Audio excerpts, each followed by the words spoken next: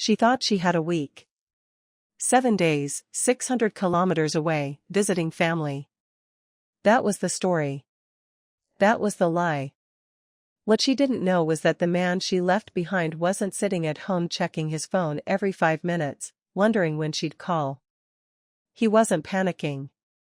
He wasn't crying into a pillow. He was standing across the street from a restaurant patio, phone raised, taking pictures.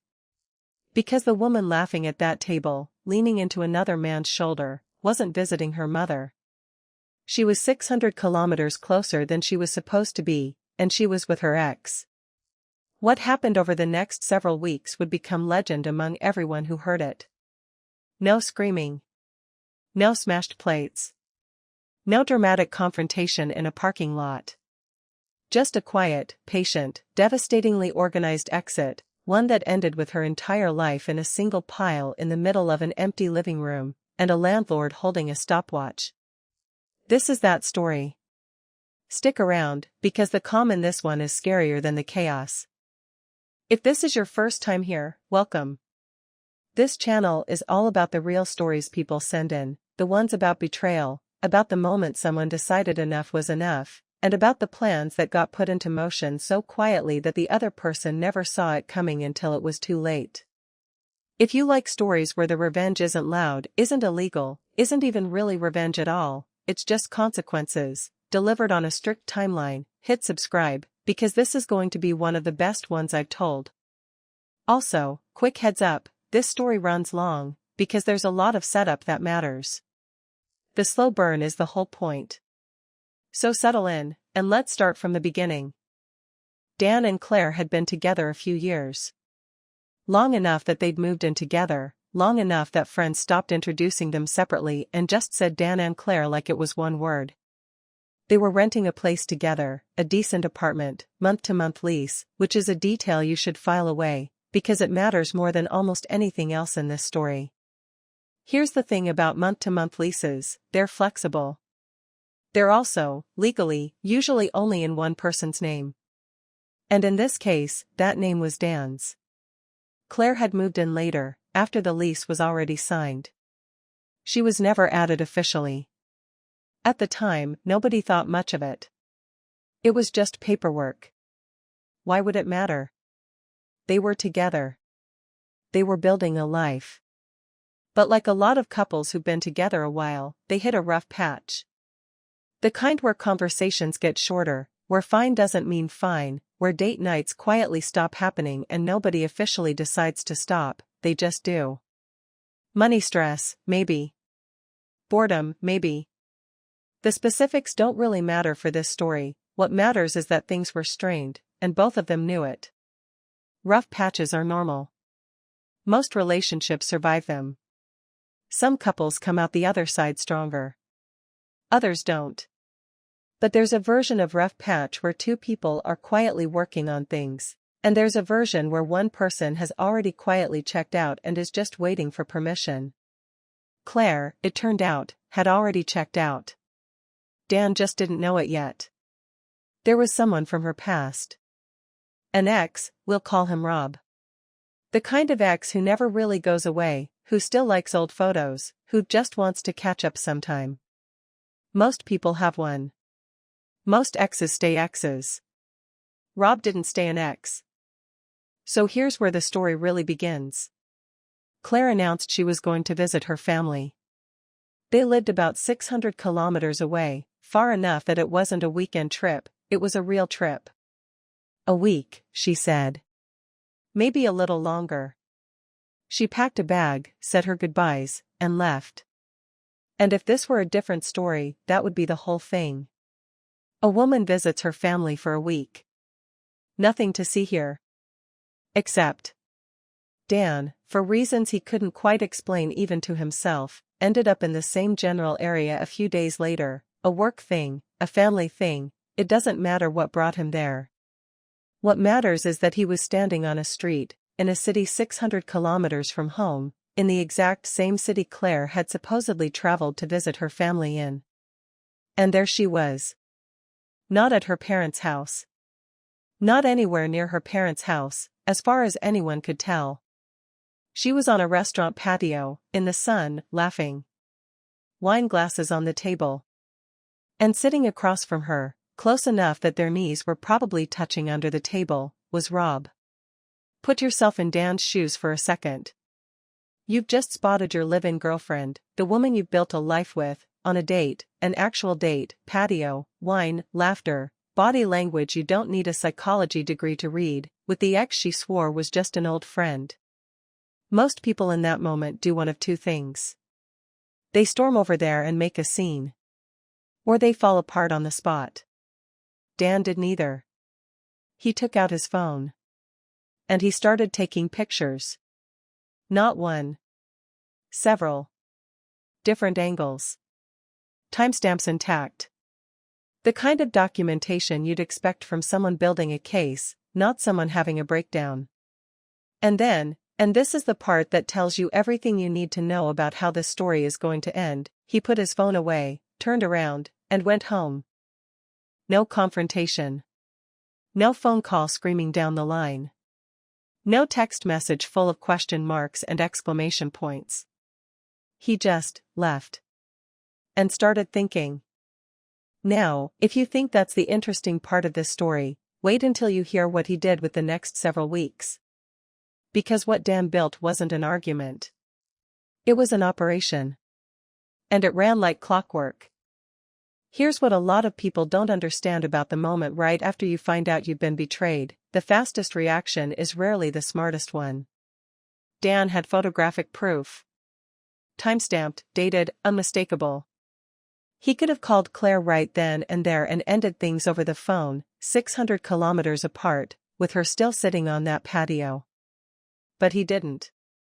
Instead, he went home, sat with it for a night, and made a decision that would define the rest of this story. He wasn't going to react. He was going to plan. See, Dan understood something that a lot of people miss in the heat of betrayal: the person who reacts first usually loses control of the situation. The person who stays quiet, who keeps their cards close, who doesn't tip their hand. They control the timeline. They control the outcome. They control the ending. And Dan wanted to control the ending. So he sat down and looked at his situation clearly, almost clinically. What did he actually have to work with? He had a lease. A month-to-month lease. In his name only. He had a landlord he'd known for years, who he got along well with, who had always been straightforward and fair with him. He had photographic evidence of infidelity that he could use whenever he wanted, however he wanted. And he had time. Because Claire thought she had a full week away, and she didn't know that Dan knew anything at all.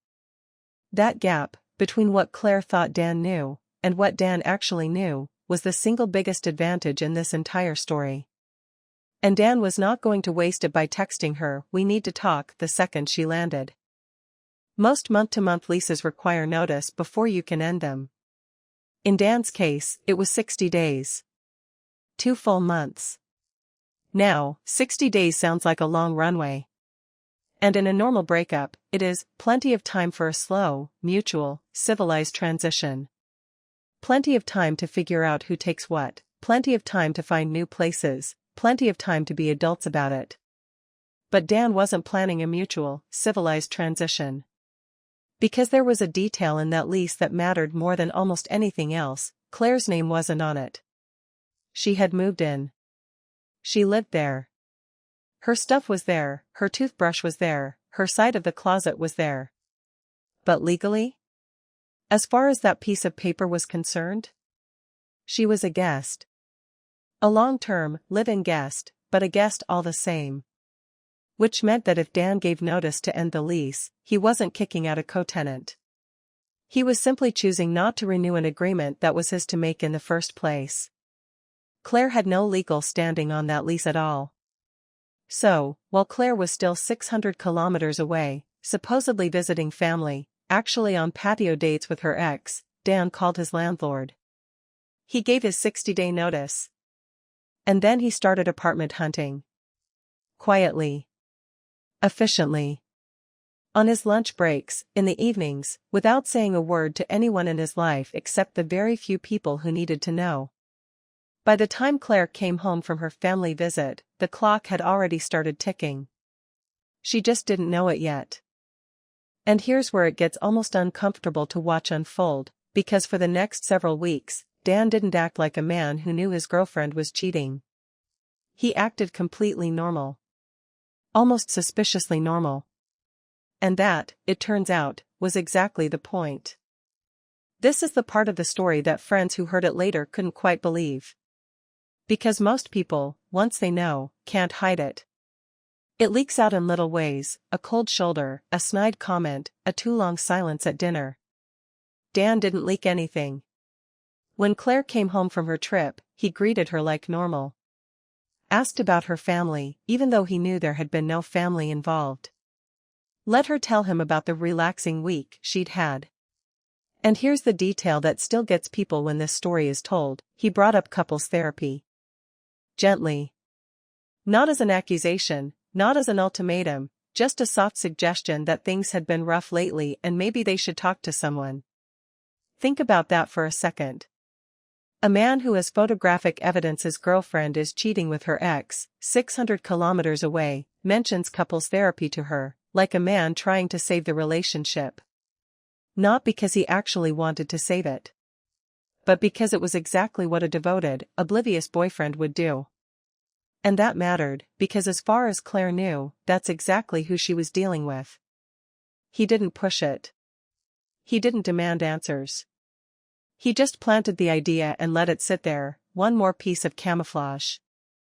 He also, notably, didn't push for intimacy. Didn't initiate anything physical.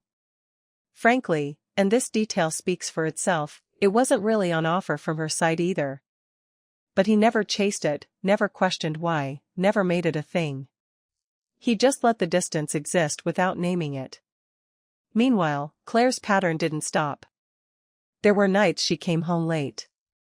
Nights she didn't come home at all, crashing at a friend's place, she'd say, texting him a quick heads up like it was nothing. And every single time, Dan said the same thing. Okay. No questions. No follow-ups. No which friend? No checking her location, no showing up somewhere to catch her in the act a second time. Just, okay. Because he didn't need to catch her again. He already had what he needed. What he needed now wasn't more evidence. He needed time. And every okay bought him more of it. Now let's talk about the landlord, because honestly, this guy deserves almost as much credit in this story as Dan does. Dan's landlord was, by every account, a genuinely decent guy. Fair, reasonable, the kind of landlord people actually have good things to say about, which, if you've ever rented an apartment, you know is rarer than it should be. When Dan gave his 60-day notice, he also gave his landlord the short version of why. Not every detail, just enough. Enough that the landlord understood the situation, understood that Claire didn't know yet, and understood that Dan needed some discretion while he sorted things out. And the landlord agreed to keep quiet. This is a small thing that ends up being a huge thing. Because a landlord who talks, who mentions to a tenant, hey, your boyfriend gave notice during some random hallway conversation, or who lets it slip when scheduling a viewing, could have blown Dan's entire timeline. Claire would have found out weeks early. She could have moved her stuff out on her own terms, found her own place, controlled her own narrative. Instead, the landlord became a quiet partner in the plan. Here's how it worked. With a 60-day notice, the landlord needed to start showing the unit to prospective new tenants. Normally, that means scheduling viewings around the current tenants' lives, evenings, weekends, whenever works for everyone. Dan and the landlord worked out something different. They scheduled every single showing for times when Claire would be out, at work, or, as it often was, out with her friend. The landlord would text Dan ahead of time, Dan would confirm the coast was clear, and prospective tenants would walk through an apartment that still had Claire's things in it, completely unaware that the woman living there had no idea her home had already been rented out from under her. Week after week, this went on. A new set of prospective tenants would walk through, look in the closets, Claire's closets, check out the bathroom, with Claire's toiletries lined up on the counter, and nod along as the landlord pointed out the good natural light. And Claire never knew a thing. By this point, if you're watching this and thinking there's no way this holds together for weeks without her noticing, you're right to wonder. Because there were a few close calls. And what happens next is where the real tension builds. Stick with me. Living a double life, even when you're the one being wronged, takes a toll. And for those several weeks, Dan was essentially running two timelines at once. Timeline 1, the version of his life Claire could see. A boyfriend going through a rough patch, quietly hopeful about therapy, patient about her late nights, calm, steady, normal. Timeline 2, the real one. Apartment viewing scheduled behind her back. A new place being lined up. Boxes being sourced. A moving crew being booked. A landlord texting him updates in the group chat that Claire had no idea existed. There's a particular kind of discipline required to sit across the dinner table from someone, make small talk about their day, and not let a single flicker of what you know show on your face. Most people can't do it. Most people, even when they're trying to play it cool, end up snapping at some point, a pointed comment, a too long stare, something. By all accounts, Dan never did. Friends who knew what was going on, because a small circle did know, the ones helping him move boxes and scout apartments, said the thing that unsettled them most wasn't Dan's plan. It was how normal he seemed while executing it. He wasn't seething. He wasn't performing calm while secretly falling apart. He genuinely seemed steady. Like a man who had already grieved the relationship privately, weeks earlier, on a street corner 600 kilometers from home, and was now just handling logistics. Meanwhile, Claire kept living her life exactly as she had been. More nights out. More crashing at a friend's. If she noticed anything different about Dan, any new quietness, any new distance, she apparently chalked it up to the rough patch they'd already been going through. Which, in a strange way, worked in his favor. She already had an explanation ready-made for his behavior. She just had the wrong one. The new apartment got secured. The moving company got booked, months out. The 60 days ticked down, one ordinary evening at a time, and Claire never checked the calendar the way Dan was checking it, every single day. Moving day arrived exactly as planned. Claire, by this point, had absolutely no idea what was coming. As far as she knew, it was just another day. She may have had plans that morning, work, maybe something with Rob, who's to say? What she did not have was any awareness that her entire living situation was about to end before lunchtime. Early that morning, a hired moving crew showed up at the apartment. Not a couple of friends with a pickup truck, a real, professional crew, the kind you book weeks in advance, the kind that shows up on time with boxes, tape, and a plan of their own. And they got to work immediately. Boxing things up. Efficiently. Systematically. Room by room. Now here's an important detail, the furniture in that apartment was Dan's. All of it. So this wasn't a messy division of shared property, no arguing over who bought the couch, no splitting a bookshelf down the middle. The furniture belonged to him, and it was staying with him. What was being boxed up that morning was everything else, which, notably, included a fair amount of stuff that was simply the apartment's in the sense that it had always just been there, and Claire's own belongings. When Claire came out, maybe still in her pajamas, maybe halfway through her morning routine, we don't know exactly, and saw a full crew of movers boxing up the apartment around her, her first reaction was confusion. What is happening right now? And that's when Dan, calm as ever, laid the photos out on the table. This is the moment this entire story has been building toward. Weeks of silence. Weeks of okay. Weeks of a landlord quietly showing her home to strangers behind her back. All of it, building to this single moment, on a random weekday morning, with a moving crew boxing things up in the background. Let's get into exactly what happened next. Picture the scene. Boxes being taped shut around her. Movers walking past with furniture. And in the middle of it all, Dan, not yelling, not shaking, just calmly setting down a stack of printed photographs on the table in front of her. The photos from that day on the patio. Her and Rob. The wine glasses.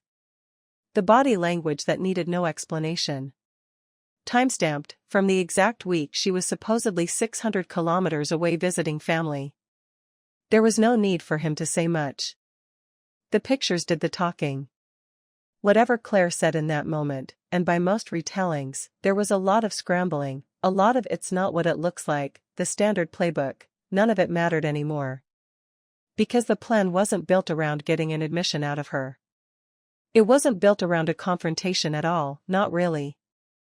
The confrontation was just the reveal. The plan itself had already been finished weeks ago. She wasn't being asked to explain herself so Dan could decide what to do. She was being informed of a decision that had already been made, executed, and was now, quite literally, being carried out of the apartment in boxes around her. That's the part that makes this story different from a normal breakup blow-up. In most stories like this, the confrontation is the turning point, the moment everything changes. Here, the confrontation was almost an afterthought. The turning point had already happened, weeks earlier, on a street corner in another city. Everything since then had just been Dan quietly executing the consequences. And this is where the landlord stepped back into the story, and delivered maybe the single coldest line in the entire thing. He told Claire, plainly, that she had until midnight to get her things out of the apartment. Because the new tenants, the ones who had toured the place weeks earlier, while she was at work or out with Rob, none the wiser, were moving in 2 days later, and he needed the unit cleaned up and ready. If her things weren't out by midnight, he told her, they'd be put out on the curb. Think about how surreal that moment must have been for her. In the space of one morning, she'd gone from a normal Tuesday to discovering that her boyfriend knew everything, that a moving crew was already dismantling her home, and that the landlord, a man she probably considered a friendly, harmless presence in her life, had apparently known about all of this, had been in on it, for weeks, and was now the one enforcing a hard deadline on her. There was no ambiguity left. No room to negotiate, no time to build a counter-argument. The apartment had already been rented to someone else. The furniture wasn't hers. The lease was never hers. And the clock, which had actually started 60 days earlier, had just run out. She had one day to figure out where her life was going next.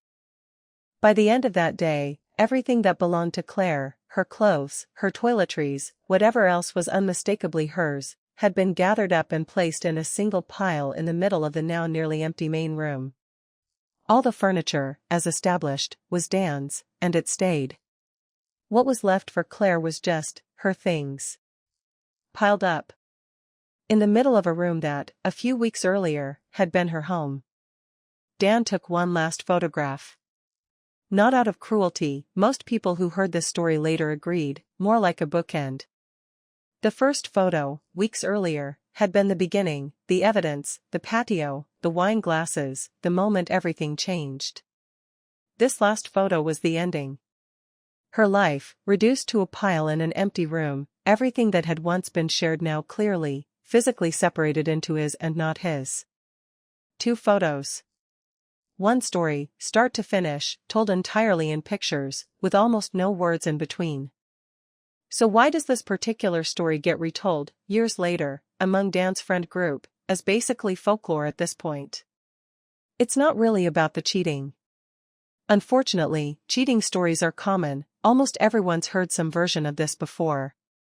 What makes this one different is everything that happened between the discovery and the ending. Most people, when they find out they've been betrayed, react immediately and emotionally. That's normal. That's human. Nobody blames anyone for screaming, for crying, for confronting their partner the second they find out. There's no wrong way to feel that kind of pain. But Dan did something different. He took the pain, set it aside, not forever, just long enough, and turned it into a plan. A patient, methodical, almost surgical plan, executed over the better part of 2 months, without a single outburst, without a single moment where Claire had any idea what was coming. He used the legal structure that already existed, a lease in his name, a required notice period, instead of trying to force her out early or create a scene. He quietly built a new life for himself in parallel, so that by the time the truth came out, there was no scramble, no chaos, no "now what do I do," because he already knew exactly what he was doing. He kept his landlord in the loop, turning a logistical requirement, showing the unit to new tenants, into a tool that worked entirely in his favor. And when the moment finally came, he didn't need to say much of anything. The photos said it. The boxes said it. The midnight deadline said it. Every single element of the ending had already been set in motion weeks before Claire ever knew there was an ending coming. That's the part that friends who heard this story could never quite get over, the cool demeanor throughout. Not cold, not cruel exactly, just unshaken. A man who found out he'd been betrayed and responded not with rage, but with logistics. Here's the thing about stories like this one, they're not really instructions. Not everyone's in a position to quietly pull off a 2-month plan while keeping a completely calm face the entire time, and honestly, most people probably shouldn't try. That kind of composure under betrayal is rare for a reason. But there's something worth taking from it anyway, the idea that you don't have to react in the moment you find out. You're allowed to sit with it. You're allowed to think. You're allowed to let the people who wronged you believe, for a little while, that you don't know anything at all, while you quietly figure out exactly what you're going to do about it. Dan didn't get loud. He didn't get petty. He got organized. And in the end, that was more than enough. If you made it this far, thank you for sticking around for the whole story. I know this one ran long, but I think the slow burn is what makes it land the way it does. If you enjoyed this one, hit subscribe, drop a comment telling me what you would have done differently, and let me know, team confront her on the spot, or team let the plan play out. I read every comment, and I've got a lot more stories like this one coming. See you in the next one.